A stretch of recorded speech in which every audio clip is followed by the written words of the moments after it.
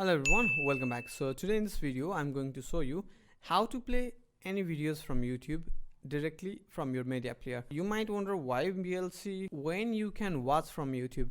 There are so many reasons. You can customize your media player according to your preference, and there are so many like without ads. So now what you need to do is just open YouTube and any of your videos. For example, for now I used to love this song, so it's gonna be copied, and go to media player from your VLC menu and open network stream, and here you can paste your URL and just play.